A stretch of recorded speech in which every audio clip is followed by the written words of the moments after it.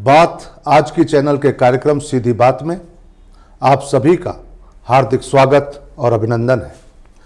आज की सीधी बात कार्यक्रम में मैं स्वागत करता हूं राजस्थान के वरिष्ठ पत्रकार ओम जी माथुर साहब का। और आज जिस विषय पर हम चर्चा करने वाले हैं वह बहुत समय से प्रतीक्षित था और प्रतीक्षा इस बात की थी कि राजस्थान में चुनावों की बयार कब पूरी हो, कब खत्म हो कि राजस्थान की आम जनता के कार्यक्रमों में सरकार ध्यान दे सके। एक लंबे समय के बाद 4 जून के बाद जब केंद्र की सरकार को पूर्ण बहुमत नहीं मिला और मोदी जी की सरकार एनडीए के नेतृत्व एनडीए के समर्थन से बनी, आज वापस एक परीक्षा की घड़ी थी कि 7 उपचुनावों में किस तरह से राजस्थान की सरकार अपना प्रदर्शन करती है।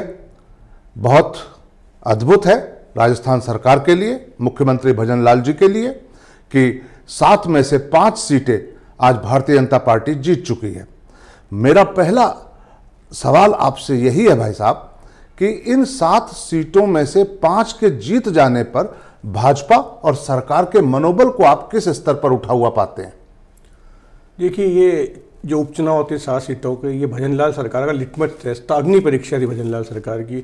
खास तौर पे इसलिए कि लोकसभा चुनाव में भाजपा 25 में से 11 सीटें हार गई थी।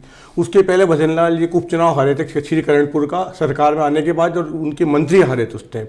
भजनलाल जी की बहुत कठिन परीक्षा थी, बहुत बड़ी चुनौती थी और उन्हें अपने आप को साबित करना चाहिए था कि उन्हें जो कमज़ोर समझा जा रहा है या अनुभवहीन समझा जा रहा है वो वैसे नहीं है। और उन्होंने इस परीक्षा को डिस्टिंक्शन मार्क्स से और बहुत अव्वल दर्जे में पास किया है। और ये बात कहनी होगी कि भजनलाल जी ने चुनाव घोषित होने के साथ ही इसे बहुत गंभीरता से लिया, अपनी रणनीति बनाई अलग तरह से, हर जगह पर इस तरह की व्यवस्था की कि बागी या कोई और पार्टी में अगर बगावत के स्वर दबाए काबू में किया जाए। सबसे पहले शुरुआत उन्होंने की जब बगावत हुई थी अलवर में, जया ऊजा खड़े हो रहे थे, रामगढ़ में चुनाव लड़ रहे थे, सलूम्बर में फिर खड़ा हो रहा था, उन सबको उन्होंने जाके बगावत को थामा, अपने पास बुलाया और सबको उन्होंने शांत करा और एक ऐसी कड़ी जोड़ी संगठन और सत्ता के बीच, जिसका नतीजा हम देख रहे हैं कि 7 में से 5 सीटें, और वो 5 सीटें भी उनमें 4 सीटें हमारे जो कांग्रेस के गढ़ रहे हैं, जहाँ सालों से एक परिवार या एक व्यक्ति एमएलए बनता रहा है। तो मूल रूप से ये 7 सीटें इस तरह की थी कि सभी अलग अलग महत्व रखती थी। और चाहे हम रामगढ़ की बात करें, झुंझुनू की बात करें, खींवसर की बात करें, हर सीट का अपना एक इतिहास रहा है। और संघर्ष के उस इतिहास में भाजपा ज़्यादातर सीटों पर कभी पूर्ण विजय प्राप्त करने की स्थिति में नहीं रही थी। हम बात करें खींवसर की सीट के जो परिणाम आए हैं वो राजस्थान की भावी राजनीति में क्या घोषणा करते हैं? देखिए तोमर साहब, 2 बातें हैं इसमें। एक तो जो जाट मतदाता भाजपा छिटका था लोकसभा चुनाव में, जिसका नतीजा भाजपा ने भुगता था राजस्थान में भी, वो वापस भाजपा से जुड़ा है।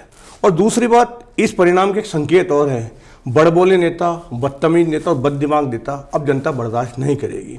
जिस तरह की भाषा वहाँ के एमएलए, अब जो वहाँ के एमपी हैं, उनकी रही है, वो जनता उनसे बहुत परेशान है। और होता क्या है कि जाति में भी एक सीमा होती है सहने के आदमी की। आज मैं उनका बयान सुन रहा था, राधा मोहन अग्रवाल जो भाजपा प्रभारी, उन्होंने उनके लिए कहा था कि बिना नाम लिए हुए कि चूहे को उन्होंने शेर बना दिया, जनता ने वापस चूहा बना दिया। तो उस पर हनुमान बेनीवाल कमेंट कर देते, कौन है राधा मोहन अग्रवाल, मैं इसको नहीं जानता, और इसने ऐसा बोला जूते खाएगा। तो इस तरह की भाषा अब आम मतदाता बर्दाश्त नहीं करता है। और खींवसर में भाजपा का लौटना इस बात का संकेत है, खींवसर के अलावा रामगढ़ में भाजपा का जीतना, इसके अलावा झुंझुनू में जीतना, कि अब लोग परिवारवाद की राजनीति से परेशान हो गए हैं। आप देखिए, झुंझुनू में 35-40 साल तक शीश राम ओला, उसके बाद उनके बेटे ब्रिजेंद्र ओला, उसके बाद अमित ओला। खींवसर में पहले हनुमान बेनीवाल, फिर नारायण बेनीवाल, फिर उनकी पत्नी कनिका बेनीवाल। आप देखिए, जहाँ चले एक ऐसी स्थिति बन गई, मतदाता भी सोचने लगा कि हम कर क्या रहे हैं, केवल एक परिवार ही शासन करेगा हम पर। इससे तो फिर लोकशाही क्या बुरी। लोकशाही का मतलब होता है जो सब सर्वश्रेष्ठ अच्छा उसको लेकर सामने लाया जाए, लेकिन ये तो राजशाही हो गई, मेरा बेटा मेरा पोता। इस तरह से जिस तरह से ये परिणाम है, ये 2 बातें स्पष्ट करता है। एक तो बड़बोले और जो अति आत्मविश्वासी नेता है कि मेरा अलावा कुछ नहीं हो सकता है, ये उनके लिए सबक है। दूसरा, परिवारवाद की सबक है। दोनों पार्टियों को सबक लेना होगा इससे। तो अगर परिवारवाद की राजनीति की बात करें तो परिवारवाद की राजनीति तो भाजपा द्वारा भी 2 सीटों पर अपनाई गई। एक दौसा की, जहां किरोड़ी लाल मीणा जी के भाई जगमोहन मीणा चुनाव में थे। दूसरी सलूम्बर में, जहां दिवंगत एमएलए की पत्नी चुनाव मैदान में थी, शांति जी।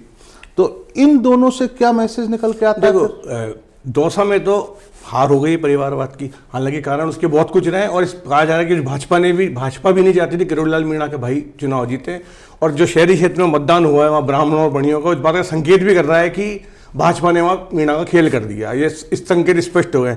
लेकिन सलूमर में आप देखिए शांति मीणा आखिरी राउंड तक पीछे चल रही थी, आखिरी राउंड में विजय रही, यानी वहाँ परिवारवाद नहीं, वहाँ सहानुभूति लहर आप इसे मान सकते हैं। लेकिन ये सहानुभूति लहर रामगढ़ में नहीं चली, वहाँ इसलिए नहीं चली कि वहाँ बटेंगे कटेंगे नारा चल गया, क्योंकि वो यूपी से जुड़ा हुआ है और वहाँ पे हमेशा वोटों का ध्रुवीकरण होता है। इस बार वो ध्रुवीकरण हिंदुओं के पक्ष में हो गया, तो वहाँ नारा नहीं चला, इसलिए इसके अलग अलग अर्थ हैं हर जगह पे। लेकिन आप परिवारवाद का तो मैं राजनीति में अगर यही रहते हैं और पार्टियां इस तरह टिकट देती है तो मैं तो खात्मा मानता हूं, और ये बहुत अच्छा संकेत है लोकतंत्र के लिए। चलिए, बहुत अच्छी बात। लेकिन एक बात बताइए, बटेंगे तो कटेंगे, एक रहेंगे नेक रहेंगे, इन नारों का राजस्थान की इन 7 सीटों पर क्या प्रभाव देखते हैं? राजस्थान में को फसल, इसका असर सिर्फ रामगढ़ में पड़ा, क्योंकि रामगढ़ में मुस्लिम मतदाताओं का बाहुल्य है, बहुत टाइम से वो मुस्लिम एमएलए रहे हैं, पूरा परिवार, और वो यूपी से अड़ता हुआ है, और ये नारा मुख्य रूप से योगी आदित्यनाथ लेके आए थे, इसका असर वहाँ पड़ा, और वहाँ इसको इन्होंने भुनाया भी।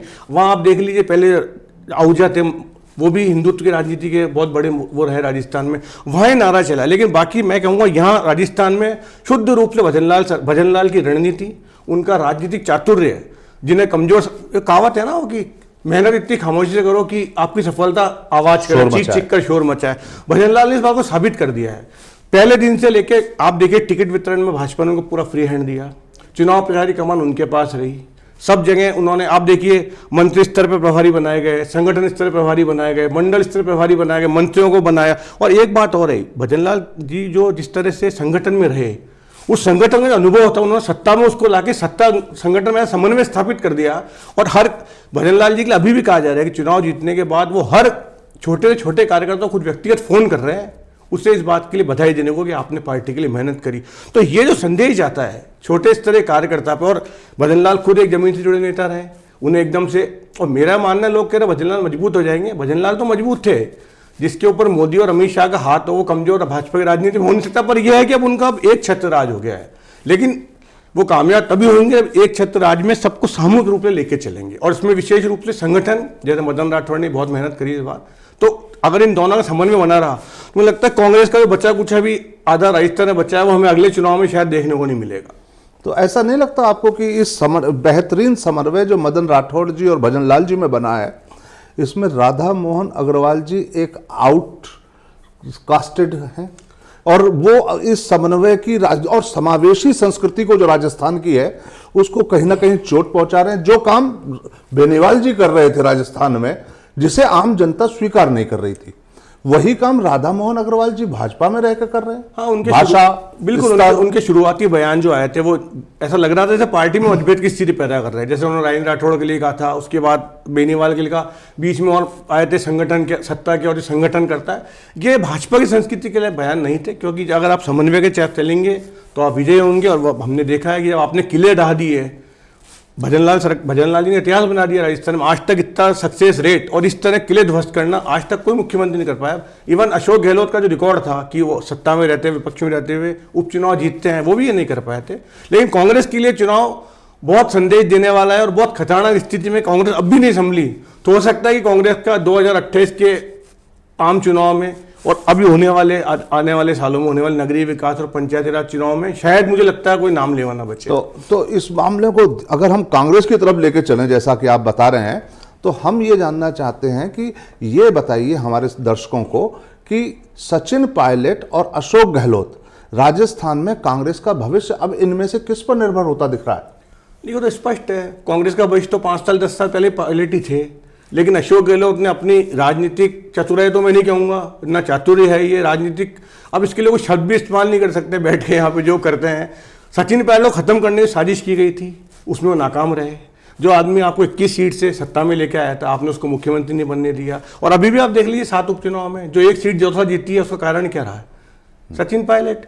और जबकि वो भी तब जब अशोक गहलोत संकेत दे के आए थे, भाषण में कह के आए थे कि ये मैच फिक्सिंग है, यानी उनका मतलब था मुरारीलाल मीणा अगर संसद पहुंच गया तो अब यहां से कौन जीतेगा। उसके बावजूद पायलट ने सिर्फ एक दिन में आके खेल को बदल दिया। तो पार्टी का भविष्य तो पायलट के पास है और कांग्रेस हाईकमान को भी सोचना पड़ेगा।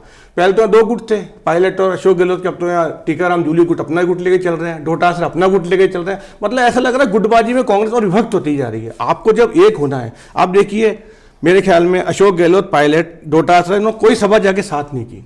3-4 स्थानों पर कोई सभा करने गए नहीं। रामगढ़, झुंझुनू में इतना और कॉन्फिडेंस था कांग्रेस को, हम सीटें जीते हुए हैं। दरअसल कांग्रेस को शुरू से लग रहा था कि हमारे उपचुनाव में इतिहास हमारा अतीत है उतना बढ़िया है कि भविष्य उससे हमारा बना रहेगा। लेकिन आप अतीत को लेके भविष्य नहीं देख सकते, आपको मेहनत तो करनी पड़ेगी।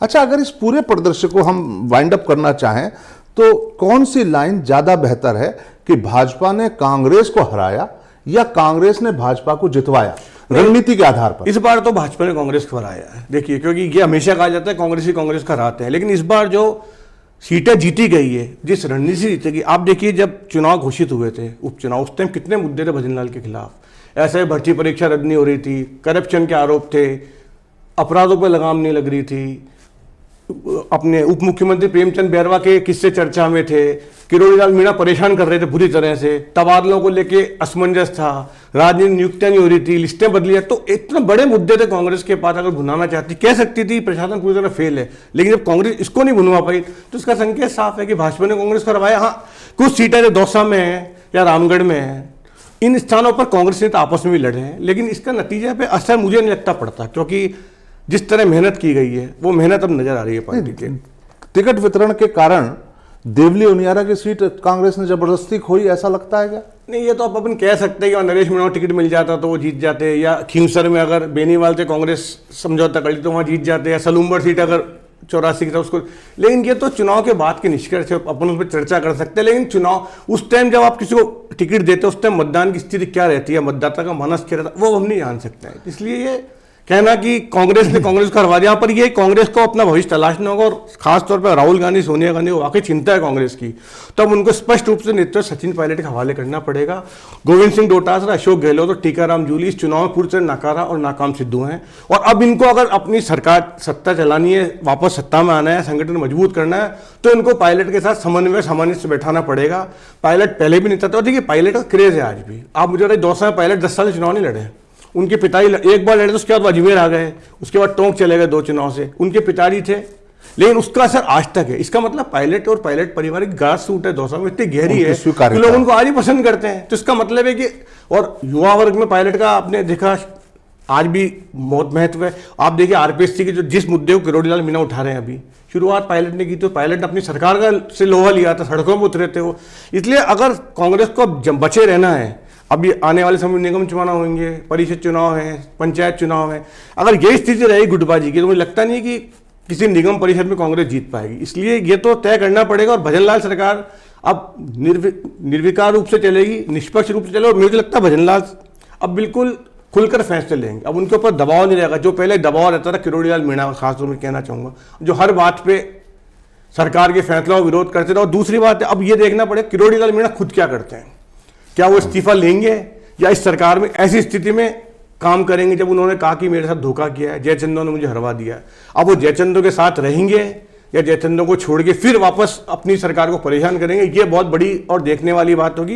विशेष रूप से किरोड़ीलाल मीणा क्या करेंगे, अशोक गहलोत अब क्या करेंगे, जिनका मकसद एक ही रहा है, सचिन पायलट राजस्थान में नेतृत्व करनी उभरे। अब ये 2-3 लोगों को देखना बहुत महत्वपूर्ण होगा आने वाले दिनों। और बहुत महत्वपूर्ण होगा राजकुमार रोत की राजनीति को देखना, क्योंकि एक जमाना था जब आदिवासी सभी कांग्रेस को समर्थन दिया करते थे, फिर मोदी जी के नेतृत्व में आदिवासियों ने एक बड़े संख्या ने मोदी जी के तरफ अपना समर्पण दिखाया भी और प्रदर्शित भी हुआ, और वहाँ आदिवासी क्षेत्रों में विजय प्राप्त हुई, राष्ट्रपति हमारी आदिवासी बनी। बावजूद उसके राजस्थान में राजकुमार रौत जिस तरह से आदिवासियों को अपने पीछे इकट्ठा करने में सफल हैं और उनका विश्वास जीतने में लगातार निरंतर लगे हुए हैं और सफल होते जा रहे हैं। सलूम्बर की सीट एक इत्तेफाकन थोड़े से मतों से वो रह गए। हम ये नहीं कहेंगे कि थोड़े से मतों से भाजपा जीत गई है, हकीकत ये है कि थोड़े से मतों से राजकुमार रौत। दोनों ही बात है। 84 में आप देखिए 50,000 से कम लीड कम कर दी। मैं कह रहा हूँ चुनाव का आकलन आप इस तरह कर नहीं सकते, लेकिन यह है कि आदिवासी क्षेत्रों में भाजपा अच्छा काम कर रही है, लेकिन यह सही है कि वहाँ इनका मुकाबला, रोज का मुकाबला कांग्रेस से ही नहीं, वहाँ भाजपा से है। कांग्रेस तो रही नहीं अब। कांग्रेस तो मैं कह रहा हूँ ना आपको, ये परिणाम बता रहे हैं कांग्रेस के बच नहीं। इनको ऐसा लग रहा था लोकसभा में हम जो जीते थे उसका असर राजस्थान में बरकरार है, और आप केवल मुंह जमानी नाकामी गिना गिना के आपको साबित करनी पड़ती है। अब आप कल टीकाराम जूलिया आए थे, अब उनको उपचुनाव नतीजे भी उनको पसंद नहीं आ रहे, कह रहे सरकार कुछ ही नहीं कर रही है। सरकार कुछ तो कर रही होगी ना। अगर लोग उपचुनाव में जिता रहे हैं, चलिए चुनाव अलग विषय है, लेकिन उपचुनाव में अगर जिता रहे हैं, सरकार या तो आपसे नाराज है, आपकी करनी से, आपकी कथनी से, या फिर सरकार सामने वाले से खुश है, तो ये तो आपको मानना पड़ेगा। चलिए, हमारे दर्शकों की रुचि अब इस बात में मुझे लगता है ज्यादा होगी कि चलिए चुनाव की राजनीति अब ये पूरी हुई, अब अगले 4 साल सरकार की क्या प्राथमिकताएं हैं और कैसे सरकार संगठित रूप से एक साथ जनहित के कार्यों को अपने आगे ले पाएगी। आप क्या, पहली बात थी कि देवनानी जी ने विधानसभा अध्यक्ष रहते हुए एक नवाचार किया कि हर साल लोकसभा की तरह ही हर वर्ष 3 सत्र हुआ करेंगे विधानसभा के भी। फिलहाल जो तीसरा सत्र बुलाया जाना है वो अभी तारीख तय नहीं हो पा रही है, क्योंकि सरकार के सामने रिसर्जेंट राजस्थान एक महत्वपूर्ण विषय है और सरकार के 1 वर्ष पूर्ण होने के कार्यकलापों का विवरण और उसकी सामने जनता के रखा जाना। तो अब आप कैसे देखते हैं सरकार किस तरह से गति पकड़े कि आम जनता से जो जुड़े हुए मुद्दे हैं, जो लंबित हो गए थे चुनावों के कारण, आचार संहिता के कारण, वो तेज गति प्राप्त कर सके। अब तो फिल्मी गीत है ना, भजन करेंगे भजन करेंगे, तो अब तो भजन ही करेंगे। कोई उनके सामने संगठन में चुनौती है ना सत्ता में चुनौती है। और वादे जो सरकार ने किए हैं, 4 लाख लोगों को, युवाओं को रोजगार देने का, निवेश करने का, यमुना पानी लाने का, ERCP है, बहुत सारे वादे करें। अब उन वादों को भाजपा पूरी करके दिखाए सरकार। और सबसे बड़ी बात क्या है, तोमर साहब, नेतृत्व जो है भाजपा का बिल्कुल नया है।